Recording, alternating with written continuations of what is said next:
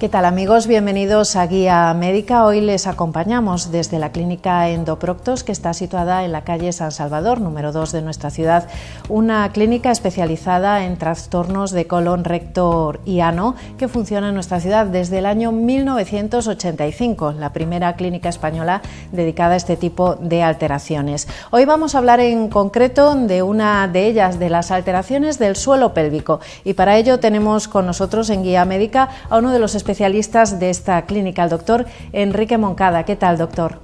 Hola, ¿qué tal? ¿Cómo estamos?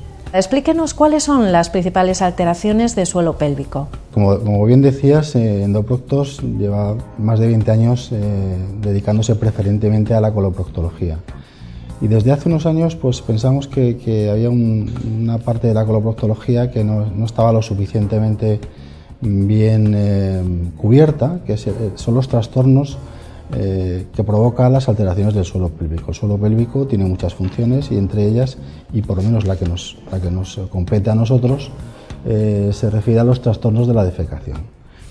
Los trastornos de la defecación, en sus dos extremos más importantes, son, por un lado, la incontinencia fecal, que sería la falta de control sobre nuestras deposiciones, y el estreñimiento severo, que es el polo opuesto, la persona que tiene muchísimo esfuerzo para poder hacer deposiciones.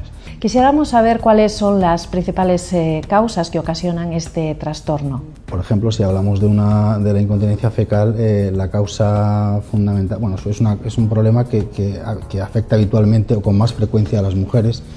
Y muchas veces la causa más frecuente del problema son los partos. Mujeres que han tenido muchos hijos, que han tenido problemas en el parto, que han tenido niños muy grandes.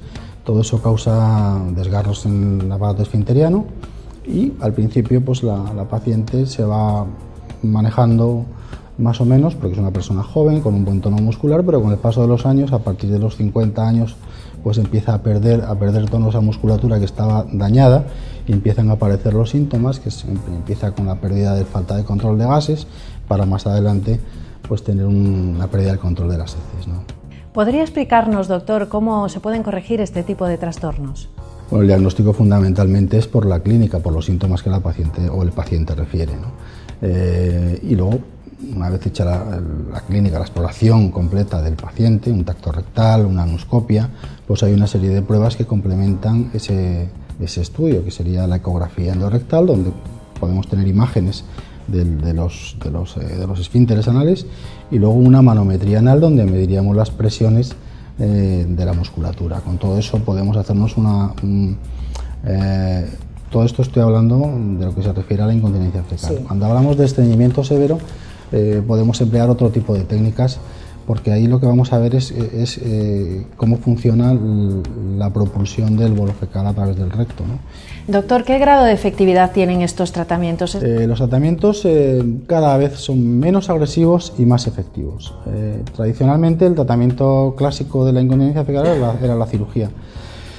Actualmente la cirugía cada vez está más relegada. ¿Y por qué? Porque es efectiva inicialmente, pero se ha visto que con el paso del tiempo va perdiendo efectividad. Entonces, lo que se intenta hacer ahora son tratamientos poco agresivos que son muy eficaces y alivian de gran modo el padecimiento de estos enfermos, ¿no? Empezaríamos por un tratamiento conservador, simplemente intentando cambiar la consistencia de las heces, haciéndolas más fáciles de sujetar, y eso complementado con otros tratamientos novedosos que acabamos de implementar nosotros en nuestra clínica, como por ejemplo el biofeedback. El biofeedback es un sistema especial de rehabilitación de suelo pélvico para que el paciente recuerde cómo tiene que hacer el esfuerzo para contener sus heces, ¿no? Hacemos una serie de sesiones apoyados por un aparato de manometría en el que el paciente ve con un monitor cómo asciende una curva de presiones, y él sabe, viendo esa curva de presiones, cuál es la fuerza que tiene que hacer para que ésta sea efectiva, ¿no?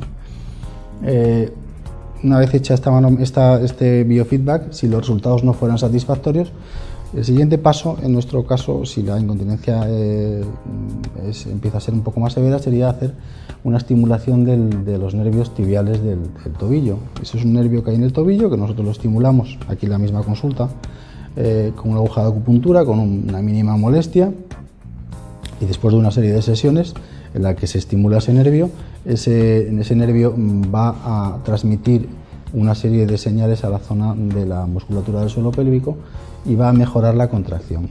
Va a ser efectiva tanto en la incontinencia como en el estreñimiento.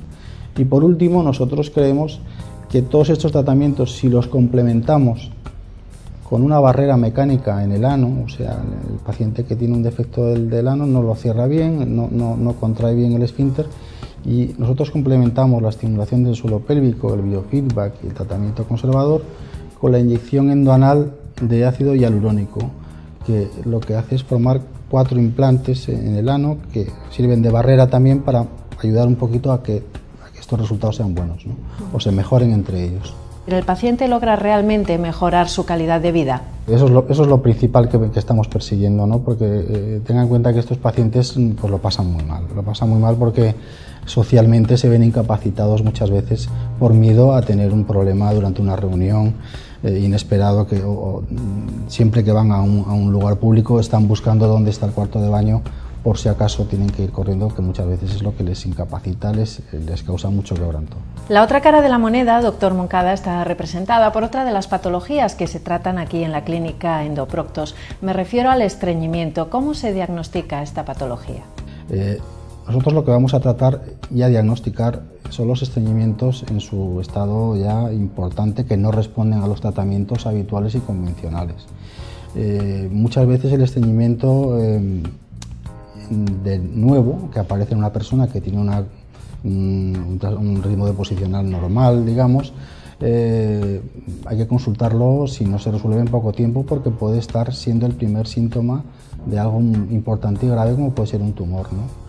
De cualquier manera, la mayoría de los estreñimientos se considera que son idiopáticos, no tienen una causa. Se debe normalmente a un funcionamiento lento o anómalo del colon, ¿no? ¿Cómo lo diagnosticamos? Pues lo podemos diagnosticar primero haciendo una serie de pruebas para ver si el colon funciona bien, haciendo una endoscopia, como dije antes, para descartar que haya un problema detrás, y empezamos a tratar empíricamente con laxantes convencionales y habituales, que muchas veces el paciente empieza la casa por el tejado, utiliza los que no debe, modifica, cambia, un día lo toma, otro día no toma, no hace un tratamiento correcto, ¿no? Si después de hacer un tratamiento correcto y bien hecho el paciente no responde al tratamiento, entonces habría que hacer otros estudios, como por ejemplo una resonancia magnética para ver cómo se contraen los músculos de la pelvis, ¿no? A veces el enfermo está haciendo fuerza pero tiene una alteración, como por ejemplo un rectocele, que podría ser la causa de que es una especie de hernia en el recto que se produce hacia la vagina de la mujer y hace que la fuerza que la mujer intenta hacer está mal dirigida, digamos, por lo cual no hay resultados, ¿no? Y eso sí que tiene una corrección quirúrgica. A veces otra causa de estreñimiento, pues o la consecuencia puede ser el prolapso rectal. El prolapso rectal, que es la salida del recto hacia afuera con el esfuerzo defecatorio de una persona con un estreñimiento de muchos años, ¿no? Que también precisa una corrección quirúrgica. Nosotros lo hacemos por laparoscopia, con menos dolor, de una forma más mínimamente invasiva, y lo que hacemos en el caso del prolapso rectal o del rectocele es traccionar del recto, recolocarlo en su sitio, con una malla que colocamos fijada al recto, al hueso sacro, ¿no?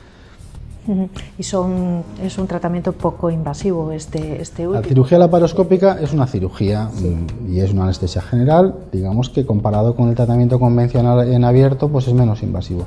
Estamos hablando de unos tipos muy especiales de estreñimiento, ¿no?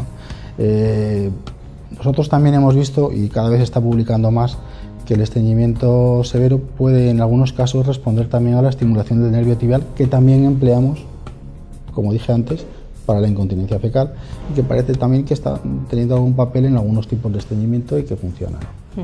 Lo fundamental, el mensaje que queremos dar a la audiencia es que no hay que hacer caso omiso a este tipo de trastornos, ¿no? No, luego que son trastornos muy invalidantes para el que los padece, que son trastornos en los que hay buenos resultados con los tratamientos actuales, que son tratamientos muy poco agresivos, que son tratamientos que hacemos la mayoría de las veces en la consulta, que no tienen que ir a un hospital, no tienen que sufrir una intervención quirúrgica con anestesia.